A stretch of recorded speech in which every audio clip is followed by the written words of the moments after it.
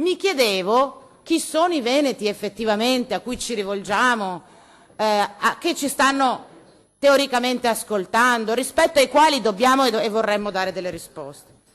Allora, guardi Assessore, secondo me i veneti che ci stanno ascoltando sono quelli che nell'arco di qualche settimana, avendo un familiare ospite in una struttura di semiresidenza o residenza per anziani non autosufficienti o disabili, si vedrà aumentare la retta mensile di 300-400 euro e dirà, va davvero tutto così bene in questa regione?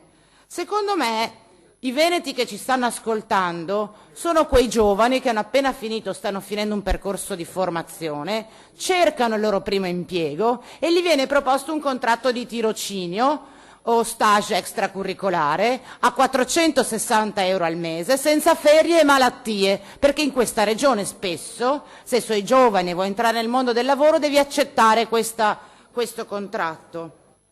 Quelli che ci stanno ascoltando, i veneti che ci ascoltano, sono le tante giovani coppie che vorrebbero andare a vivere insieme per farsi un progetto di vita e non trovano casa perché non c'è un'offerta di edilizia popolare, perché non c'è una politica di calmieramento degli affitti e perché gli immobili costano troppo.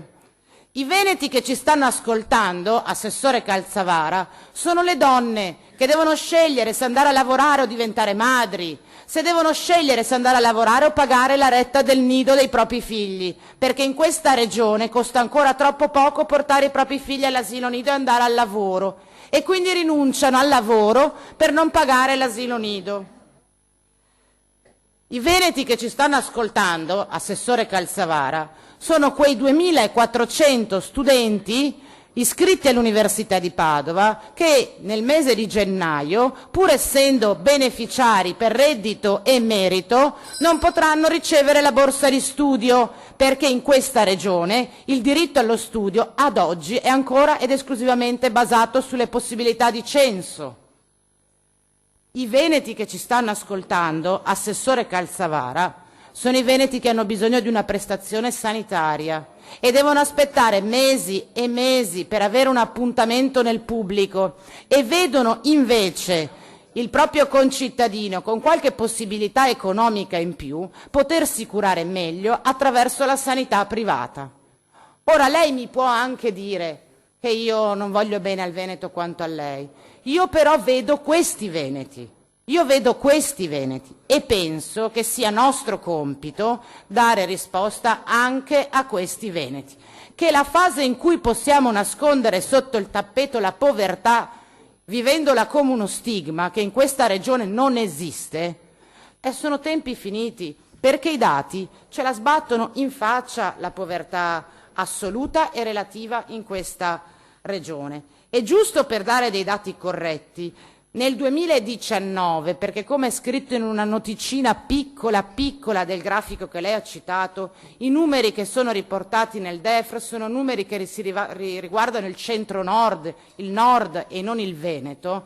Nel 2019 il livello di povertà assoluta in Emilia-Romagna era il 4,2%, in Lombardia il 6%, in Piemonte il 7,5%, la media italiana è dell'11,4% e il Veneto il 10,3%.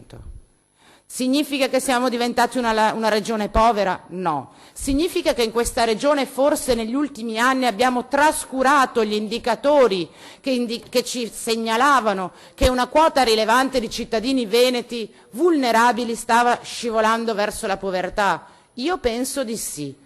Ora, se a questo 10,3% di veneti lei sta dicendo che non li vede, non li riconosce e non dà risposte, per carità non saranno tanti voti, io mi rendo conto che troppo spesso le scelte politiche sono fatte non in base all'efficacia che hanno, ma al rendimento elettorale. Ma quel 10% di veneti lì ha lo stesso bisogno di avere risposte del 10% che compra il libro di Luca Zaia. E allora chi vuole bene ai veneti, giusto per citare le prodezze editoriali, il punto non è essere pessimisti, il punto è voler vedere la realtà e assumersi la responsabilità di governarla. Noi ci stiamo rivolgendo alla Giunta in questo senso. Vi chiediamo di non girarvi dall'altra parte, come avete fatto lo scorso anno, come avete fatto durante la pandemia, spiegando che era tutto a posto e che la sanità veneta ha funzionato benissimo e che non è successo niente. Oggi, oltre alla sanità, siamo travolti sul piano economico e dunque sociale e vi stiamo mettendo di fronte alla realtà. La volete raccogliere? Secondo me fareste bene il vostro dovere. Non la volete raccogliere? Non dovete rispondere ai 10 consiglieri di minoranza, dovete rispondere a quella parte di Veneto che sta facendo fatica e che si sta stancando della narrazione di una realtà luminosa, perché con la vostra politica avete fatto sì che quella realtà luminosa riguardi sempre e solo gli stessi, sempre e solo la medesima parte. Vi chiediamo di volgere lo sguardo anche ad altri che oggi non ce la fanno. È una responsabilità che dovete decidervi se assumervi o meno. Per tutte queste ragioni, ovviamente, annuncio il voto contrario del Partito Democratico a questo documento.